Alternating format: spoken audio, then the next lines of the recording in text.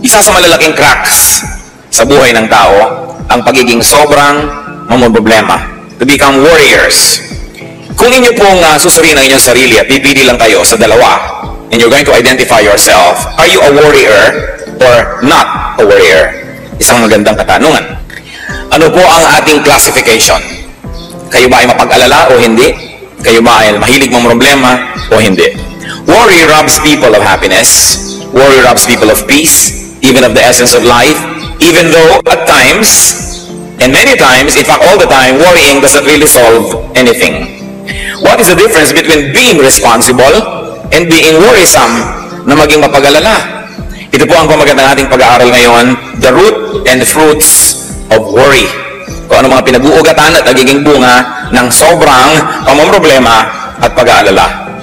Salamat po Panginoon sapagkat maaari kaming lumapit sa inyo. Salamat po na hanggang sa kalit-liit ang sulok ng aming buhay kayo interesado. At meron po kayong nakalaang pagpapala sa bawat bahagi, bawat panahon ng aming inilalagi dito sa mundo. Sa aming pagtitipon ngayon, Panginoon, iwawaksin namin ang lahat ng uri ng gawa ng kasamaan. We reject, rebuke, and drive away in the name of Jesus any presence and any work of evil in our midst. We place ourselves under your custody, under your protection, under your loving care, O God. May you do your will, and may only your will be done in our midst right now. Panginoon, lubusin niyo po ang inyong tagumpay. Be victorious in our lives.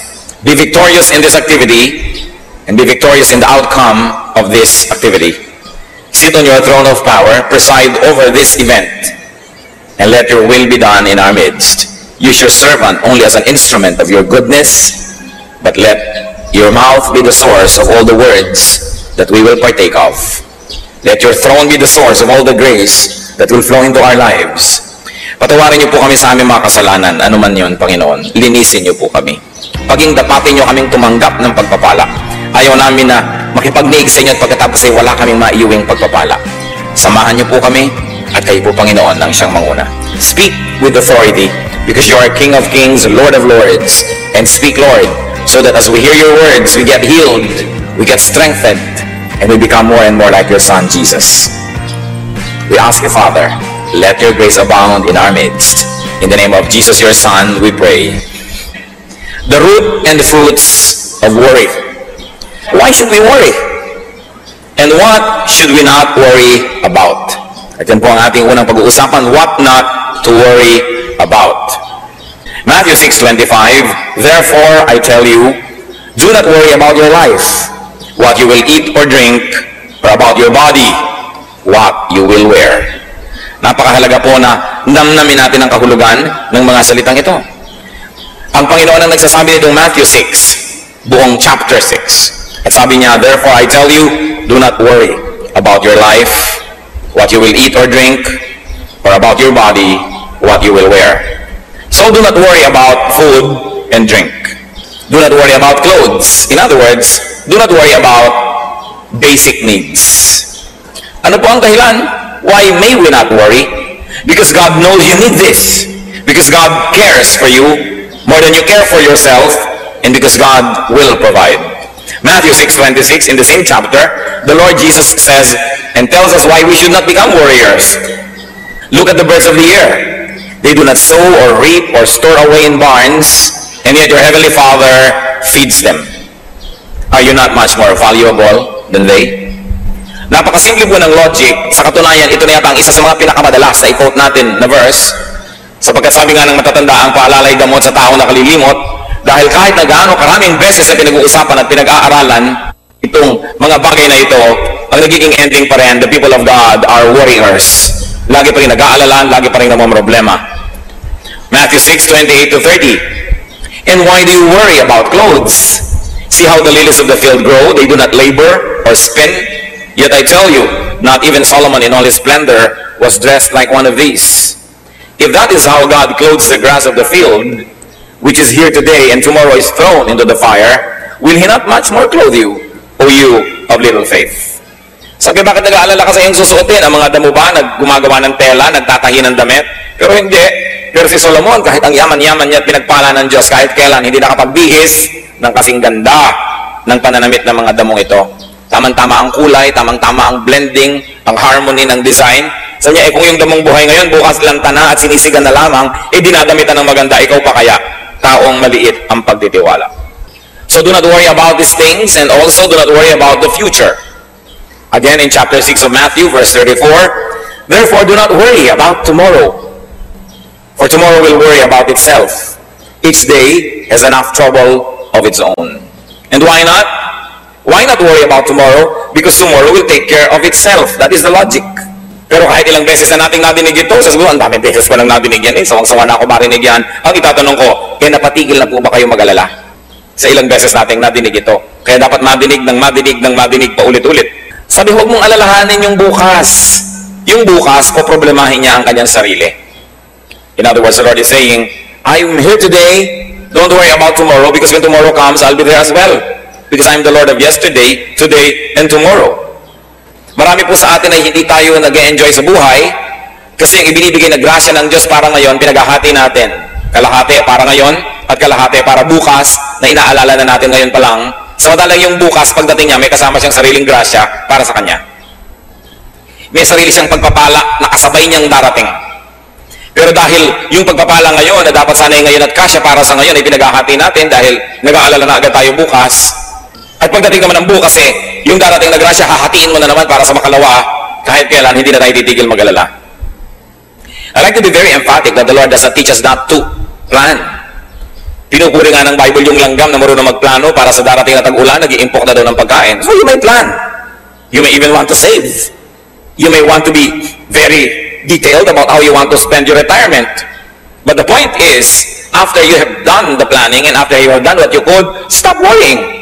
Because even if you're worried, there is nothing that you can do to control the outcome of what may happen still. Ang inaalis ng Diyos sa atin yung walang kwentang pag-aalala, hindi niya inaalis yung maging responsable. Hindi niya inaalis yung maghanda, magplano. Pero kung nagtanim ka ngayon, tapos hindi ka makatulog buong gabi, dahil iniisip mo kung tutubo yung itinanim mo, it will not help the plant and neither will it help you. So just do what you can and trust that the Lord loves you, that the Lord likes to bless your work, and go on with life with peace and in peace. What else do you not worry about? Do not worry about what you cannot do, what you cannot accomplish. Yan nga po yung binabanggit natin. Kaya nyo ba na palabasin ang ugat mula sa buto ng isang halaman matapos yung maitanim ito? No. Pero kaya nyo itanim? Yes. So, yan ang alalahanin nyo, itanim. Kaya nyo diligan? Diligan. Kaya nyo bunutan ng mga damo? Bunutan ng damo. Pero hindi nyo kaya, huwag nyo papelan kasi mahihirapan lang tayo lahat. Kaya nating payuhan ang ating mga anak. Payuhan. Kaya natin silang bigyan ng magandang halimbawa, bigyan. Pero para mag-alala tayo na mag-alala kung sinong mapapangasawa nila, kung anong gagawin nila sa buhay, magiging mabuti ba sila o masamang tao, useless. Just do your best. Ang sabi sa Bible, train up a child in the way he should go, and when he is old, he will not depart from it. So do your activity in the right time. When the child is young, teach. And then, sit back and relax at anihin ninyo ang bunga ng mabuting pagiging magulang at ng buting pagpapalaki ng anak. Generally speaking, pag pinalaki mo ng mabuti, generally speaking, magiging mabuti rin yung tao. Sobrang exceptional pagka hindi pa naging mabuti yan. Tapos sasabihin pa ng iba, bakit naman yung anak ni ganon, pinalaki pa sa Bible school, pinalaki pa sa church, takot-takot na Sunday school at camp at retreat. Ang ginawa, ipinaglilihi pa lang ipinagpe-pray na, nilalay hands pa yung pagkabuntis, yung tiyan itong buntis na ito, bakit ganyan pa rin ang nangyari? Aba, anong ibig niya sabihin? Walang napala tayo sa ating pananalangin? Walang naging bunga ang pagtuturo ng Sunday school? Walang naging bunga ang pagpapalaki sa church? Meron! Pero sasabihin niya, bakit nagkaganon pa rin? Yan nga kung hindi yan pinalaki sa church, hindi yan tinuruan, hindi yan ipinanalangin, baka nadaig na niya si Satanas. Kaya yung may nagawa pa rin mali, huwag po sasabihin na baliwala ang lahat ng pagpapalaki. Dahil sa pinalaki mo pa rin ang tama at ang magagawa mo, na-control pa, nagkaroon pa ng hangganan dahil maring lampas-lampas pa dyan ang pupuntahan niyan dapat. Wala pong mabuting gawa na nasasayang. Walang mabuting pagtuturo sa mong nasayang. Sasabihin po, diba, sayang lang ang pagbabible study mo, ganyan lang pala ugali mo, tumigil ka ng pagbabible study. Sabi siguro, kung hindi ako nagbabible study, inilibing na kita ng buhay. Kaya pasalamat ka, nagbabible study ako, inihirapan lang kita. Siyempre kasi merong ine-expect ang tao pag malapit ka sa Diyos. Pero kahit kailan mga kapatid, huwag kayong matutuksong isipin na ang gawang kabutihan, ang pagsunod sa Diyos, ay walang bunga. Nakakita lang kayo ng pangit, yung pala dapat masigit pang pangit yon kung hindi lang na-control ng naitanim nyo ng mabuti. Good is always rewarded. So just do your best. Nagnenegosyo kayo, just do your best. Maging honest kayo sa inyong dealings. Serve your clients well. Give good service. Give good products. Huwag kayong mag-alala sa competition. Yung iba ang kanilang ginagawa ng paraan, paano papatayin yung competition, paano gagawa ng mali, paano gagawa ng foul. Ang gawin nyo lang, just be good. Because your goodness will be your own attractiveness. Hindi nyo kailangan sirain ang inyong kapwa para kayo maging matagumpay. Ang kailangan nyo lang maging mabuti. Don't worry. Luke 12:25-26, who of you, by worrying, can add a single hour to his life? Since you cannot do this very little thing, why do you worry about the rest? Tama nga naman. Sa pag-aalala nyo ba at pagiging mahilig mang problema, sabi ng Biblia, kaya nyong dagdagan isang oras man lang ang inyong buhay? Hindi. Yung pala, yung kaprasong isang oras, hindi mo maidadagdag sa buhay mo. Ba't yung iba inaalala mo palalo? Ang dami-daming pinoproblema. Pastor, meron pong nababalita na meron daw planetang babangga sa Earth. O ano ngayon ang gagawin ko? Lilipad ako sa hangin at hakarangin ko ang planeta? Kung may nabalitaan kayong ganyan at hindi ipanalangin nyo at pagkapanalangin, tama na dahil ano magagawa natin kung may pagkalaki-laking kometang babangga sa Earth? Naku, malapit po tayo sa dagat. Paano po pagka-tsunami? Kahit naman pumunta ka sa bundok at nabiyak yung bundok at kinain ka, patay ka pa rin. So why worry about these things? But of course, kung minsan magbabakasyon kayo sa tabi ng beach, pipili kayo ng titirhan yung katabi ng tubig o medyo mataas-taas, siguro doon naman kayo pwedeng maging ngayong ka-good planner. Sabihin natin, doon tayo sa mataas-taas para kung may baha-baha man lang hindi tayong unang-unang tamaan man lang. Magkaroon na lang tayo ng oras na tumakas-takas. Pipili kayo ng kwarto sa hotel, pinipili nyo man lang sana yung kung meron kayong kakayanan yung mas malapit sa fire exit. O tinitingnan nyo, nasa ba ang fire exit nito? Hindi masama yung gano'n, hindi worrying yon. Because you do what you can. Pero yung buong gabi hindi na kinakatulog dahil baka may sunog, hindi na nga natuloy yung sunog, nangayayat na rin kayo, tapos kung natuloy pa, nasunog kayong payat, doble ang pagkalugin nyo. Because warriors lose twice when what they worry about actually happens. Yung pinangangambahan nyo, pag nangyari, 2 beses kayong magdurusa. Nung ini-imagine nyo pa lang at nung nangyari na. Ngayon, kahit hindi yan mangyari, kung kayo warrior, at least minsan na kayo nagdusa. Nung iniisip nyo pa lang. Kaya mahirap yung isip ng isip. Manalangin. At pagkatapos manalangin, ipasa Diyos. Matapos magawa ang kayang gawin ng tao. Do not worry about non-essentials. Those that do not have lasting or eternal value, those that do not have impact on the spirit, pwede natin niyang masabing maliit na bagay. Mga kapatid, pagka hindi po mahalaga 5,000 years from now, hindi yun masyado mahalaga. Kaya hindi dapat masyadong alalahanin.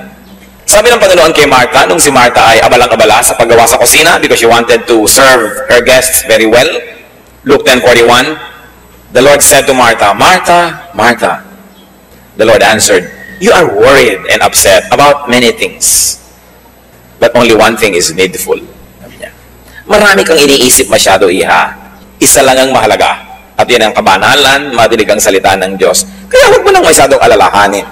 Kung hindi masyadong maging maayos ang preparasyon mo ng pagkain para sa mga bisita, kung nakakain na sila ng pagsalita ng Diyos, yun ang mahalaga.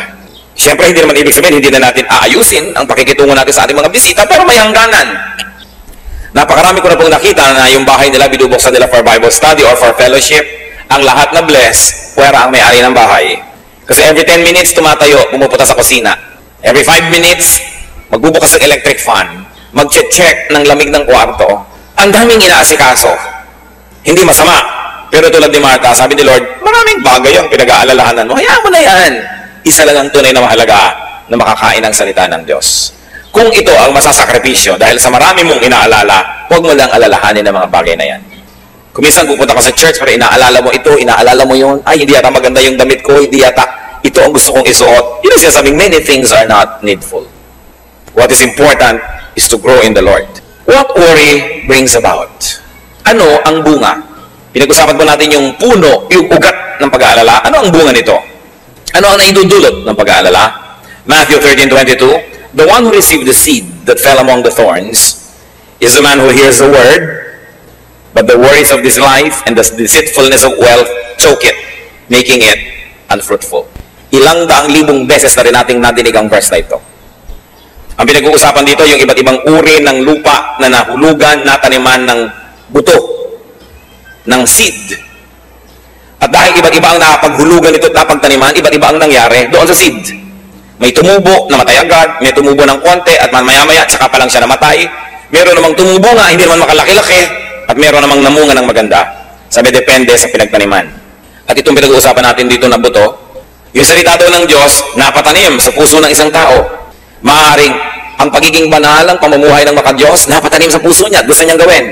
O ang paglilingkod sa Diyos, ang ministry, napatanim sa puso niya, gusto niyang gawin, ginagawa niya. Pero, nagtubuan yung mga katakot-takot na mga dawag at mga damo at mga tinik, mga siit.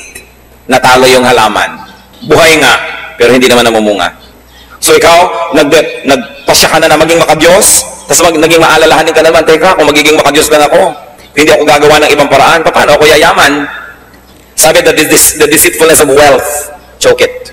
Paano ko yayaman? Paano ko maa-afford ang mahal na mga school para sa aking mga anak?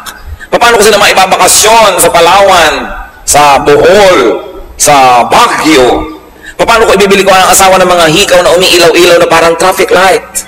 Paano kami magkakakotse? So ngayon, yung naging determination mo na, naging makadiyos, itatapon mo na naman dahil I have to make compromises. Kailangan akong gumawa ng paraan eh. At yun namang mga nagpasya na maglilingkod sa Diyos, biglang nag-isip na naman, kung lagi na lang ako maglilingkod sa Diyos, nababawasan ng oras ko para sa sideline. Nababawasan ng oras ko para sa ibang mga pwede kong magawang ikayayaman ko. So saka na lang yung paglilingkod, balik na naman ako sa paggawa ng pakayamanan. Itong sinasabi ng Panginoon, the deceitfulness of wealth, choke it, making it unfruitful. And why was wealth able to deceive? Because a person was worrying. The moment you open your window to worry, parang hangin yan, papasok na.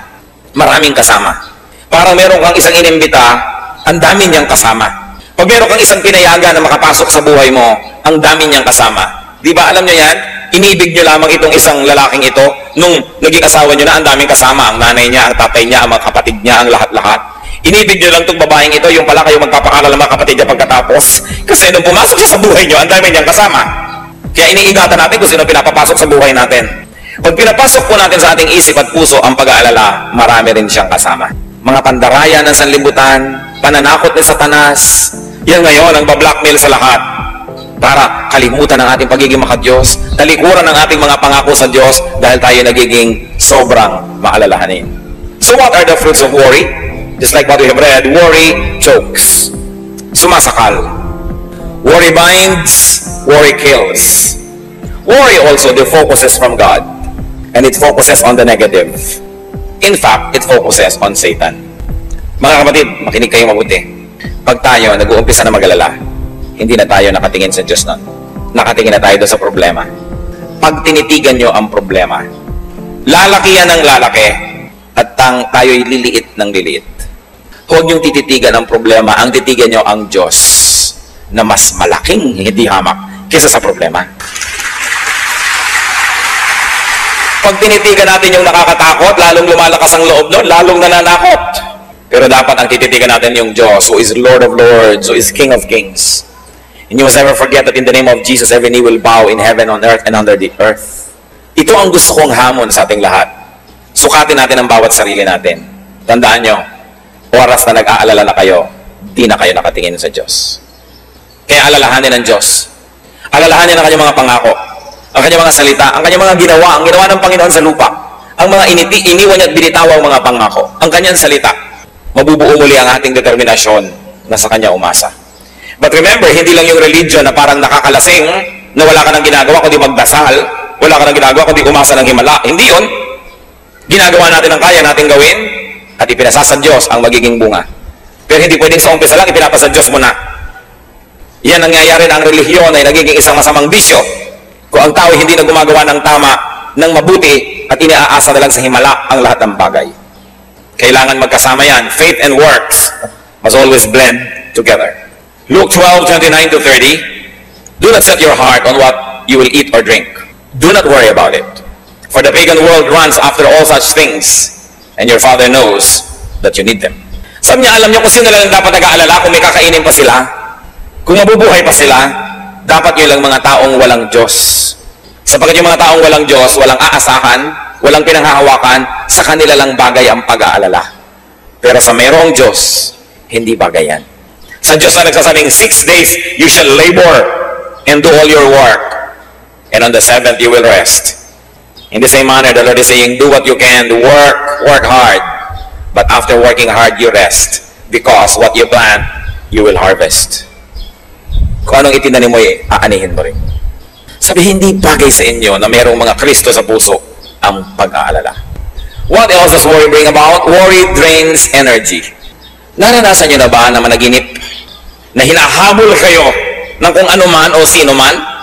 At nung nagising kayo, kahit sa totoo lang, nakahiga lang naman kayo, kayo'y pagod na pagod. Naranasan nyo na bang nanaginip kayong kayo ay nalulunod? At nung nagising kayo, talaga nang habol-habol yung inyong hininga. Naranasan nyo na bang managinip na merong nakatatakot na bagay at nung nagising kayo talagang takot na takot kayo? Panaginip lang yon, hindi yon totoo. Ganon din ang pag-alala.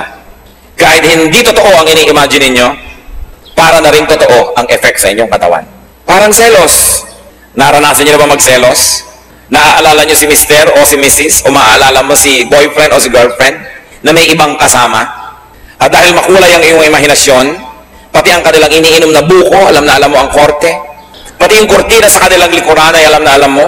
At parang kanilang ginagawang pagsusuyuan ay alam na alam mo ang detalye. At tapos nagiinit na ang iyong tenga, at tumitirik na ang iyong buhok, at lumalabas ang iyong mga pangil at mga kaliskis. At galit na galit ka na at tumatahip ang dibdib mo. Pero ang totoo lang nasa isip mo pa lang yun. Yan ang power ng imagination.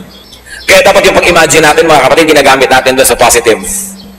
Yung iniisip mo kung paano ka bubuti sa buhay, anong magagawa mong mabuti sa lipunan, yung kabana lang magagawa mo, iniisip mo pa lamang nag-uumpisa na mangyari. Pero yung negative, iniisip mo pa lang, umaani na ang katawan mo ng napakaraming lason.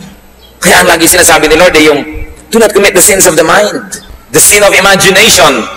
Because even if it doesn't become physically real, the effects will already be toxic to you. Apektado ka na agad yan. So, it drains energy. Nakakawala ng lakas ang pag-aalala. Proverbs 12:25, an anxious heart weighs a man down. Yung pusong maraming dala, mabigat ang mga dalahin, nakikita mo sa mukha, nakikita mo sa katawan ng tao. Kasi kahit po hindi totoo yung mangyari, pag sa mind mo nangyari na, nagkakaroon na ng chemical changes in your blood. Nagkakaroon na ng changes sa ating katawan and it becomes difficult for our body to bear it. That's why Satan wants you to worry. Because Satan is a thief. He comes only to steal, kill, destroy. That's why he wants you to worry. He gives you all reasons to worry. And then he sends people to you to whisper things into your ears to make you worry. Nararanasan nyo ba na tahimik ang inyong buhay? Ang saya-saya nyo, may darating na tao. Ang dadaling lang niya, nakakapag-alala. Pero wala naman siyang dalang solusyon. Avoid such people. Worry destroys faith in God. As we have said, you begin to focus on the problem, not on the solution. You begin to focus on the negative, not on the positive, not on the power of God. So it destroys confidence in God. And without faith, it is impossible to please God. And if God is not pleased, His blessings will be withheld. That's why Satan wants you to worry, because when you worry, you lose faith. When you lose faith, you lose your connection to God. And then He begins to corner you. And He begins to play with your life. That's why Satan wants you to worry. Worry gives the devil space. Kaya sabi sa Ephesians 4:27, do not give the devil a foothold. Huwag mong bibigyan si Satanas ng kahit konting espasyo. Dahil makakagawa siya ng paraan na pag nakapasok na siya sa iyong puso, palakihin ng espasyo na yun. And worry gives the devil a foothold. How not to worry then? Paano? Jeremiah 17:7-8. But blessed is the man who trusts in the Lord, whose confidence is in Him. He will be like a tree planted by the water that sends out its roots by the stream. It does not fear when heat comes. Its leaves are always green. It has no worries in a year of drought and never fails to bear fruit. What is the way to blessedness? Sinasabi dyan, trust in the Lord. Why do we worry? Because we trust in ourselves and we know that we ourselves cannot be that powerful to contain and to solve our problems. Why do we worry? Because we trust in other people. Then, the complicating worry is, what if those people left us? What if they do not come on time? What if they fail us? Then you worry. We worry because we trust in things. We say, I am okay because I have a lot of money. We are okay because we have a good house. Because we have this, because we have that. So what is the complicating problem? Hindi ka natitigil magbantayan ng kayamanan mo, ng bahay mo, ng bagay mo, kasi doon ka na nakaasa. Nakaasa ang iyong prestige sa magandang kotse, kaya konting gasgas lang, pero problema mo na. Ang layo-layo sa bituka. Kikipag-away ka dahil nagasgasan yung kotse mo. Dahil ano ba yun? Inaasahan mo na yung magbibigay ng ningning sa iyong pangalan? Kasi kung sinasabi mo lang, ito ang magbibigay sa akin ng transportasyon so that I could travel from point A to point B, ano ba naman yung konting bangas dyan, konting ukad dyan, basta umaandar ka at safe ka. Pero dahil siguro marami kang ibang inaasahan na ibibigay sa inong ganda nun, kaya ka ngayon namang problema. May dumaan lang na konting tricycle, nakatingin ka, baka magasgas ang kotse mo. Kaya nakikita mo mga taong barong Tagalog pa daw, naka-Amerikana, halos magbakbakan doon sa sulok, sa isang kanto, at ang nakahambala ng sasakyan nila, inabala nila ang buong syudad dahil nagkagalusan ng konti. Hindi pa tinamaan ang katawan nun, kotse pa lang, nagpapataya na. Ano pa kung yung kamay niya ay nadurog? Marami kasi tayong ginagawang at minamanufacture na problema. Kanino po ba tayo nagtitiwala? Pag ipinagtiwala nyo na ang ligaya nyo sa buhay sa isang tao, kahit pa asawa nyo yon, anak nyo yon, magulang nyo yon, at siya na ang pinagtitiwalaan nyo, magbibigay sa inyo ng mga kailangan nyo at kaligayahan at lahat-lahat, ano nangyayari? You become possessive. Kaya yung taong walang iniibig, tarya pa ang buhay. Subukan yung ma-inlove at napakarami kayong magiging worry, nag-aalala kayo, nagseselos kayo, mapatingin lang sa iba, nag-aalala na kayo, kung ano-ano na, kaya kung ano-ano operasyon na ang ginagawa sa mukha dahil tingin ng tingin ng asawa sa iba. Isa mo, dito tingin ka nga, pakala ka, basta nagagandahan sa akin ng Diyos, ginagawa ko ang best. At ang kaligayahan ko sa Diyos ko, iaasa ko, nandiyan ka, salamat sa Diyos, at kung wala ka, may Diyos pa ako. Pero oras sa iniasa mo lahat sa tao, ano mangyayari? You will possess that person, and you will guard that person, and you will never be able to sleep. Meron pa po ng mga ginang na naglalagay ng mga panghuli ng daga nakapaligid sa kama nila dahil baka daw ang mga katulong nilang babae puntahan ang kanyang asawa sa gabi. Aba, hindi ako nagbibiro. Kaya kung siya ngayon ang maihi sa gabi at nalimutan niyang marami siyang inilagay doon, isipin yung pag-aalala, bakit saan ko naman itong babantayan? Diba kung ayaw nga ba niya sa akin? Di we both lose? Pero yung para ka lagi naghahabol, check ka ng check, nasan ka na, wala ka na sariling buhay nun. Why? Dahil iniasa mo na ang iyong kaligayahan sa iba na yung pag-ibig lang niya ang makakabigay sa iyo ng buhay. Kaya sinasabi ng Bible, love the Lord your God with all your heart and with all your soul and with all your mind. Because when you love God and you make Him number one, you are sure that your number one will never leave you. So kung may asawa ka, dapat number 2 lang yan. May anak ka, number 3. Kasi dumating mat umalis yan, nalulungkot ka, iniinda mo, pero buhay ka pa. Kasi may Diyos ka eh. Pero pag tao na ang ginawa mong Diyos, wala ka nang gagawin sa buhay kundi mag-alala. So hindi, talagang napaka-faithful ng mister ko, talagang mahal na mahal ako niyan. Okay. Yung sasakay naman niya ng aeroplano, nervyos na nervyos ka.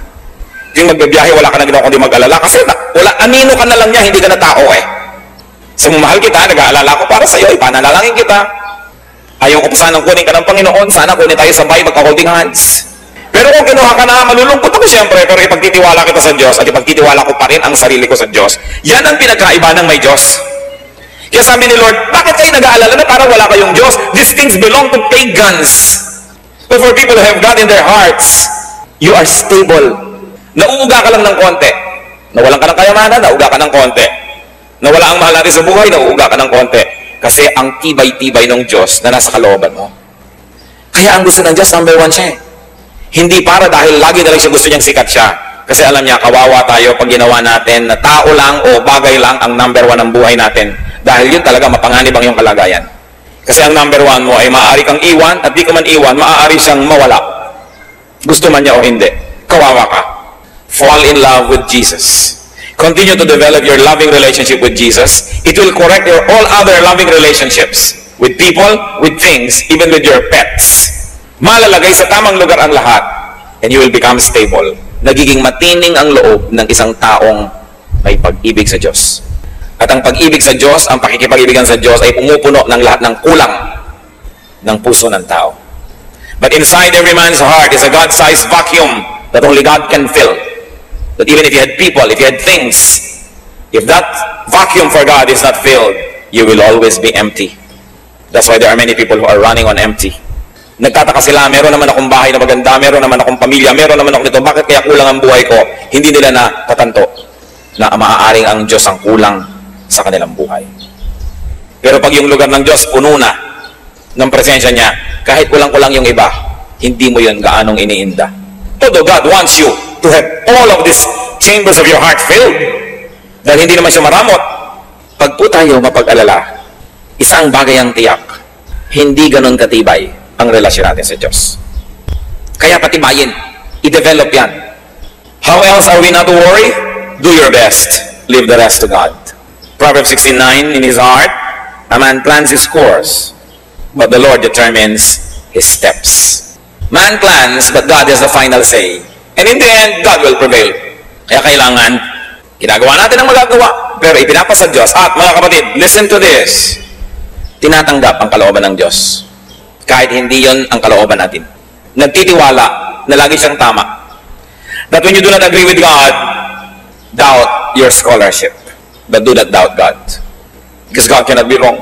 Proverbs 19:21, many are the plans in a man's heart, but it is the Lord's purpose that prevails. So who is going to be a happy man or woman? That person whose plan is to obey God. That person who opens his heart to the plans of God so that God's plan will happen. Because even if you plan against God's plan, it is God's plan that will prevail. At kung makikipag-contest ka sa Diyos, paano ka mananalo? Masaya ang taong sa umpisa pa lang, hinahanap na niya agad, ano po bang kalooban niyo, Lord? Yun na lang ang gawin natin. Kasi yung kalooban niyo naman ang laging matutupad. Bakit ko sasayangin ang oras kung makipaglaban sa inyo? And what is the meaning? One meaning of being godly is when your will becomes patterned after the will of God. Kung yung gusto na natin mangyari sa buhay natin, ayun naman talaga ang gusto mangyari ng Diyos, isa yan sa ibig sabihin na maka-Diyos tayo. Hindi sabihin maka-Diyos ako pero lagi ka nakikipagtunggalin sa Diyos dahil iba ang gusto mo at iba ang gusto ng Diyos. E di all the time, para na lang laging contest yan. Sino ang magkakaroon ng payapang buhay? Yung ang gusto ng Diyos at gusto niya ay iisa na. Pareho na. Then mapayapa ang ating buhay. Kaya gusto natin ay lagi nating malaman ang salita niya, makilala siya, para maiayon natin ang ating pag-iisip, ang ating buhay sa Kanya. Be sensitive to God's will and to God's purpose. So in life, you define what is doable and you define what is not doable. Do not worry about the undoable. Just do your best. Leave the rest to God. How else are we not to worry? Plant good seeds. Do not plant bad seeds. Proverbs 11:18, he who sows righteousness reaps a sure reward. And Proverbs 22:8, he who sows wickedness reaps trouble. Gusto ninyo na mabawasan ng mga alalahanin sa darating na bukas? Gumawa lamang ng mabuti ngayon. Sapagkat bawat na ginagawang mabuti, makakaasa kang may aanihin ka bukas sa mabuti. At bawat ginagawang masama, makakaasa ka rin na may aanihin kang di maganda. So huwag tayong mag-alala ng mga pangit na aanihin kung alam naman nating nagtanim tayo ng nagtanim ng mabuti. This is Agriculture 101. Pag nagtanim ka, may aanihin ka. At kaya po yung iba sigurista, maraming itinatanim eh. Gusto mo magkaroon ka ng 4 na puno ng lansones sa iyong bakuran, magtanim ka ng 7. Sakali man na yung 3 hindi tumubo, may 4 pa talagang tutubo. Kaya hindi masamang magtanim ng maraming magandang bagay. Meron kang kayang tulungan na tao, damihan mo, hindi naman lahat ng taong tinulungan mo magiging grateful eh. Pero kung marami kang tinulungan, may chances ka na mas marami naman dyan ang tatanawan lang. Marami kang ginawang mabuti. Pero tandaan ninyo, ang ginagawa ng masama, lahat yan gaganti. Liba na lang na born again. Kaya panalangin nyo ma-born again lahat ang ginawa nyo na masama. Dahil kung hindi, walang inaantayan kundi pagkakataon na gantihan ka. Mga bata, mang-inapin mo nung maliliit, hindi lang yung kumikibo dahil maliit pa. Pero tatandaan nyo mga kapatid, sa bawat tiktak ng orasan, sa bawat pagsikat at paglubog ng araw, kayo'y papahina at sila'y papalakas. At sabi nila, balang araw, babangon ako at tuturugin kita. Kaya gumagawa ka ng masama sa bata, actually, it's very wicked because you do something bad to a helpless person. And 2, it is very unwise because you are planting negative things that you will harvest. Pero yung gagawa ka ng mabuti sa isang bata, hindi niya nalilimutan yun. At darating ang panahon, hahanapin ka niya mula sa 4 na sulok ng daigdig para dalang ka niya ng isang guhit na kastanyas. Blessing! Ang Bible ang may sabi, ang mabuting ginagawa, aani. Be good. Be good. Proverbs 28 verse 1, the wicked man flees though no one pursues. Ang isang taong masama, tumatakbo kahit walang humahabol. Evil men run though no one chases them. Kaya yung mga marurumi ang isip, ganun yun. Maraming karumihan ang isip nila, kaya hindi sila payapa. At pagkatapos ina-assign nila sa iba yung iniisip nila. So what do we do? How not to worry, brothers and sisters? Avoid warriors. Huwag kayong sasali sa Warriors Club. Tapos founding chairman pa kayo. Don't join warriors. Avoid negative people. Avoid complainers. Deal with them only to minister to them, but do not be friendly with them. Huwag kayong mga kapalagayang loob nyo, yung mga lagi na lang natatakot at nag-aalala, kasi nakakahawa yan. Go to them to minister to them. Go to them to bring them the light of the gospel, but do not fellowship with them. Hihilahin nila kayo pababa. Proverbs 13:20, he who walks with the wise grows wise, but a companion of fools suffer harm. And worrying is foolishness. Fools worry a lot. Wise people do what they can and then trust God. So sabi niya gano'n, huwag ka mag-awarkada sa mga ganyan. Remember God's goodness. Remember to be thankful to God. Remember God's track record and you will have nothing to worry about. Alam natin yung nasukol ang mga Israelites, ng mga Egyptians sa tabi ng pampang ng dagat, sasalakayin na sila, nag-worry sila. Pero yung binabasa natin yan, hindi tayo nag-worry kasi alam natin yung ending nahating dagat, nakatawid sila. Ang nag-worry lang yung nabuhay ng panahon na yon na hindi pa nila alam na hahatiin. Pero tayo alam na natin hinati ang dagat. Alam na natin na marami nang nilutas na problema ang Diyos para sa mga tao. Alam na natin na inilubog man niya ang buong daigdig, pinalutang naman niya yung sasakyan ni Noah at ang pamilya ni Noah ay nakaligtas sapagkat nalulugod siya sa pamilya na yon. Alam na natin na nagdiliman sa Ehipto, yung lugar ng Goshen na tirahan ng mga Israelites ay maliwanag. At alam na natin na pinatay man ang lahat ng panganay na anak ng mga pamilya sa Ehipto na iligtas sa mga panganay na anak ng mga Israelita. Alam na natin na ang Diyos marunong mag-exempt, marunong lumundag ang kanyang mga parusa kung nais kang paiwasan ng Diyos. So sino lang ang dapat natin bigyan ng kasiyahan? Ang Diyos. Sapagkat kung siya'y nasisiyahan, mahirap ba sa Kanya na tayo pagpalain? Sino ang makakapigil sa Diyos kung gusto Kanyang pagpalain? At sino naman makakapilit sa Kanya kung ayaw Niya? So sa halip na mag-alala, ang gawin natin ang kalugod-lugod sa Diyos at siya ang bahala sa atin.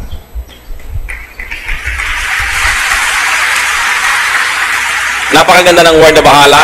Inaakala at iniisip ng marami na ito'y nagmumula sa salitang bathala. Kaya hindi ito yung sinasabi ng mga tao na bad traits of the Filipino, bahala na habit, as if it's kesera-sera. What will be. Kesera-sera ba yung bahala? Pag sinabi ng kuya mo, namatay ang mga magulang mo, sabi ng kuya mo sa'yo, akong bahala sa'yo. Ibig sabihin ba, no? Kesera-sera. So, I'll be responsible for you. Pag sinabi mo sa tiyo mo, tiyo, kayo na pong bahala sa amin. Ang ibig mo ba sabihin, no? Kesera-sera, kahit anong what will be. Sabi mo, kayo na pong mag-alaga sa amin. Pag sinasabi mo sa katulong niyo sa bahay, Bining, aalis ako, pagka may sunog, bahala ka. Ang ibig sabihin mo, tatakbo na lang siya. Hindi, inaasahan nyo, dala niya ang aparador. Inaasahan nyo, pag bumaha, lulutasin niya yung problema. Pag sinabi mo, bahala ka, ibig sabihin, I'm giving you responsibility. I'm giving you supreme commandership and leadership. Yun ang kagandahan nun. Kaya, kung bahala ang Diyos sa atin, siya ang bakhala. Maibigin, matulungin, mapagmahal. So, anong dapat natin gawin sa buhay? Bigyan natin ang kasiyahan ng Diyos. At pag nasisiyahan ng Diyos, siya talaga ang bahala. Pero kahit anong pagpupunyagi ang gawin natin at pagsisikap, kung iniinis naman natin ng Diyos, ino-offend natin siya, masasayang lahat ang ating pagsisikap. Huwag tayong malilibang kahit kailan. Pleasing God is the primary duty of our life. Not to please yourself at the expense of your relationship with God, because that will work on the reverse. Psalm 31:19. How great is your goodness, which you have stored up for those who fear you, which you bestow in the sight of men on those who take refuge in you. Worry is like a tree. It has roots. Uproot it and it will wither. Uproot the tree and you will not have to harvest and to eat poisonous fruits. Sino po sa atin ang mahilig mag-alala? Yumuko tayo sa Panginoon at makipagtuos. We have to be set free from the deceptions of darkness. Mga pag-alala lang, wala namang nangyayari, wala namang magandang bunga. Pinapalungkot lang tayo lalo, ginugulo tayo. Unang-una, ipatawad mo, Panginoon, sa amin ang pagiging mapag-alala. Nangangahulugan itong kami tumitig sa iba't hindi sa inyo. Patawarin niyo po. Ang bawat isang ngayon ay kumikilala nito, tumihingi ng tawad. Kahabagan mo po. Bigyan niyo ng linaw ang pag-iisip na makilala ang dapat kilalanin, maunawaan ang dapat maunawaan. Makita ang liwanag ng iyong salita, the logic of your promises, O God.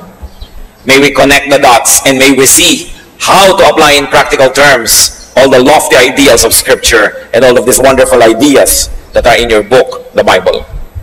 Lord, let your truth live in our hearts. Maging totoo sa aming pag-iisip, sa aming pagkilos at paggawa ang mga katotohanang pinag-aaralan namin sa tuwina. Set your people free, O God, from this needless spirit of worry. And if there's anybody here who's being a worrier, comes from the evil one, in the name of Jesus, we reject your work, Satan. In the name of Jesus, we set the people of God free from your needless torture. And we set ourselves free to receive the grace, the peace, the wisdom that comes from God. Pinuputol namin ang aming kaugnayan sa anumang masasamang espiritu. At kung pagiging maalalahanin ay nagmula sa mga minanang masasamang ugali sa mga kamag-anak, maaaring mga minana na relasyon sa mga masasamang espiritu, sa pangalan ng Panginoong Jesus, ngayon pinuputol namin ito. We wash ourselves with the blood of Jesus and declare ourselves your people, not pagans. Therefore, worry is not for us because we have you as our living God. O God, let your light shine upon these people. Let your face shine mightily and powerfully upon us. At nawa ang kaliwanagan mo ang magbigay sa amin ng kalayaan mula sa gawa ng kadiliman. At tuwing darating ang panahon na matutokso ang iyong mga anak na muling maging mapag-alala, Panginoon, ipaalala mo, kayo ang nangangasiwa, kayo ang Diyos, kayo ay nakaupo sa inyong trono, at kayo ay Diyos ng mga Diyos at hari ng mga hari. Kayo ang solusyon, kayo ang sagot sa aming mga tanong at mga suliranin. Huwag kami kahit kailan magtiwala sa sarili lamang o sa kapwa-tao lamang o sa mga bagay lamang, kundi sa iyo kami laging magtiwala. Palayain mo ang iyong mga anak, Panginoon, at nawa sa mga nalalabi pang araw na ipahihiram mo sa amin sa maiksing buhay na ito, malaman namin ang ibig sabihin ng tiwasay na pag-iisip. Malaman namin ang ibig sabihin ng payapang buhay. Kahit lahat ng gusto namin ay wala dyan, kahit maraming sa tingin namin ay kulang, yung kapayapaan mo ang pumuno sa amin at yung pagtitiwala sa iyo ang magbigay sa amin, Panginoon, ng tibay ng loob. Palayain mo ang iyong mga anak, alang-alang sa dugo ni Kristo na ibinubo para sa iyong mga anak, Panginoon. Hugasan mo kami mula sa aming mga karunihan. Palakasin mo kami mula sa aming mga kahinaan. Hanguin mo kami, Panginoon, sa mga kinasadlakang mga suliranin at mga pag-aalala. At nawa, Panginoon, in whatever station in life, in whatever amount of blessedness you allow us to have, may we continue to focus on you and may we rely on you alone. We rebuke your work, darkness. We rebuke your work, Satan, in the name of Jesus Christ, our living God. We declare ourselves the people of God. Therefore, entitled to the promises of God. Mga kapatid, angkinin ninyo ang mga pangako ng Diyos. Huwag kayong padaya kahit kanino man, kahit kailanman. Mabuhay kayong may kapayapaan at ang ating unahin, ang ating pagiging makadiyos, ang pagtrabaho ng tama at ang pagpapala ng Diyos di magkukulang ayon sa kanyang mga pangako. Salamat po, Ama. Salamat sa pagpapalaya mo sa iyong mga anak ni kailanman sa buhay na ito. Huwag mo kaming payagang madaya ulit ng pag-aalala. Turuan mo kami, Panginoon, sa iyo lang humawak, sa iyo lang sumunod, sapagkat kayo'y mapagmahal at kayo ay Diyos namin. Salamat sa iyong presensya. Salamat, Ama, sa pangalan ng iyong anak na si Jesus.